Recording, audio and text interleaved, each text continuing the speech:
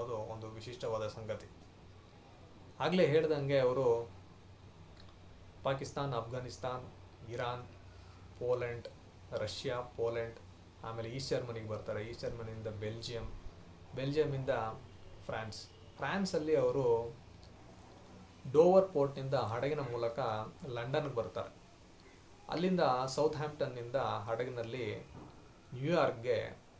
US ನ್ಯೂಯಾರ್ಕ್ಗೆ ಬರ್ತಾರೆ. ನ್ಯೂಯಾರ್ಕಿಂದ new Jersey, ಅಲ್ಲಿಂದ Philadelphia ಮತ್ತು ವಾಷಿಂಗ್ಟನ್ DC, ಹೀಗೆ ಅವರ ಪಯಣ ನಡೆಯುತ್ತೆ. ಭಾರತದ ಗಾಂಧಿ ಸಮಾಧಿಯಲ್ಲಿ ಆರಂಭವಾದ ಅವರ ಯಾತ್ರೆ ಸುಮಾರು 2.5 ವರ್ಷಗಳ ದೀರ್ಘಕಾಲದ ಯಾತ್ರೆ ಅಮೆರಿಕಾದ ಕೆನಡಿ ಸಮಾಧಿಯಲ್ಲಿ ಮುಕ್ತಾಯ ಆಗುತ್ತೆ. 8,000 ಮೈಲಿ ದೂರದ ಈ ಒಂದು ದೀರ್ಘವಾದ ಯಾತ್ರೆಯಲ್ಲಿ ಅವರು ಕಂಡುಕೊಂಡ ಹಲವಾರು ವಿಷಯಗಳ ಬಗ್ಗೆ ಮಾತಾಡ್ತಾ ಸತೀಶ್ ಕುಮಾರ್ ಅವರು ಹೇಳ್ತಾರೆ, ಈ ಯಾತ್ರೆಯಲ್ಲಿ ನಾನು ಮನುಷ್ಯರ ಮೇಲೆ ನನಗಿದ್ದ ನಂಬಿಕೆ ಇನ್ನೂ ಗಟ್ಟಿಯಾಯಿತು ಹಾಗೂ ಮನುಷ್ಯತ್ವದ ಬಗ್ಗೆನ ಅರಿವು ನನಗಾಯಿತು ಅಂತ ಹೇಳ್ಕೊಳ್ತಾರೆ. ಹಾಗೆ ಬೇರೆ ಬೇರೆ ದೇಶಗಳಲ್ಲಿ ಅವರ ಒಂದು ಜನರ ಜೀವನ ಶೈಲಿ ಹಾಗೂ ಅವರ ಸಂಪ್ರದಾಯ, ಅವರ ಒಂದು ಸಂಸ್ಕೃತಿ, ಇದನ್ನೆಲ್ಲ ತಿಳ್ಕೊಳ್ಳೋ ಅವಕಾಶ ಸಿಕ್ತು ಅಂತ ಹೇಳ್ತಾರೆ.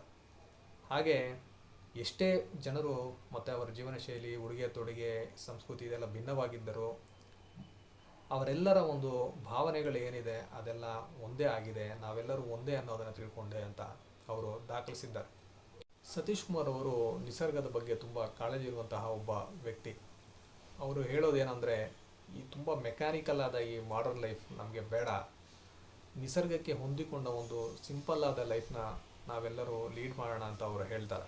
ಹಾಗೆ ಹೇಗೆ ಮಲ್ಟಿನ್ಯಾಷನಲ್ ಕಂಪ್ನಿಗಳು ನಮ್ಮ ದೇಶದಲ್ಲಿನ ಸಂಪತ್ತನ್ನೆಲ್ಲ ಕೊಳ್ಳೆ ಹೊಡಿತಾ ಇದ್ದಾರೆ ಹಾಗೂ ಅವರು ತಯಾರಿಸಿದಂತಹ ಪ್ರಾಡಕ್ಟ್ಸ್ ಏನಿದೆ ಅದನ್ನೆಲ್ಲ ಯೂಸ್ ಮಾಡೋದು ಬಿಟ್ಟು, ಫಾರ್ ಎಕ್ಸಾಂಪಲ್ ಸಾಫ್ಟ್ ಡ್ರಿಂಕ್ಸ್ ಇದನ್ನೆಲ್ಲ ಬಿಟ್ಟು ನಾವು ನಿಸರ್ಗದತ್ತವಾದಂತಹ ಒಂದು ಎಳನೀರು ಇದನ್ನೆಲ್ಲ ಕುಡಿಬೋದು, ಮತ್ತು ನಮ್ಮ ಈ ಒಂದು ಪ್ರಕೃತಿಯನ್ನು ಉಳಿಸೋದಕ್ಕೆ ನಮ್ಮ ಕೈಲಾದ ಪ್ರಯತ್ನ ಮಾಡಬೇಕು ಅಂತ ಹೇಳ್ತಾರೆ.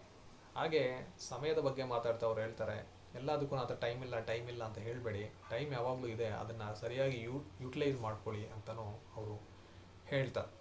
ಸತೀಶ್ ಕುಮಾರ್ ಅವರು ಒಬ್ಬ ವ್ಯಕ್ತಿಗೆ 3 ಗುಣಗಳು ಮುಖ್ಯವಾಗಿ ಇರಬೇಕು ಅಂತ ಹೇಳ್ತಾರೆ. 1 ಕೇರಿಂಗ್, 2 ಶೇರಿಂಗ್, 3 ಡೇರಿಂಗ್. ಕೇರಿಂಗ್ ಅಂದರೆ ಕಾಳಜಿ. ನಾವು ನಮ್ಮ ಬಗ್ಗೆ ಎಷ್ಟು ಕೇರ್ ತೊಗೊಳ್ತೀವೋ ಅದೇ ಥರ ಬೇರೆ ಮನುಷ್ಯರ ಬಗ್ಗೆ ಮತ್ತು ಬೇರೆ ಜೀವಿಗಳ ಬಗ್ಗೆನೂ ಕೇರ್ ತೊಗೊಬೇಕು ಅನ್ನೋದು ಅವರ ಒಂದು ಆಶಯ. ಅದೇ ರೀತಿ ಶೇರಿಂಗ್ ಅಂದರೆ ನಮ್ಮಲ್ಲಿ ಇರುವಂತಹಗಳನ್ನ ಬೇರೆಯವರಿಗೆ ಶೇರ್ ಮಾಡ್ಕೊಳ್ಳೋದು. ಅದು ಹಣನೇ ಆಗಿರಬೇಕು ಅಂತಲ್ಲ, ನಮ್ಮಲ್ಲಿ ಇರುವ ಯಾವುದೇ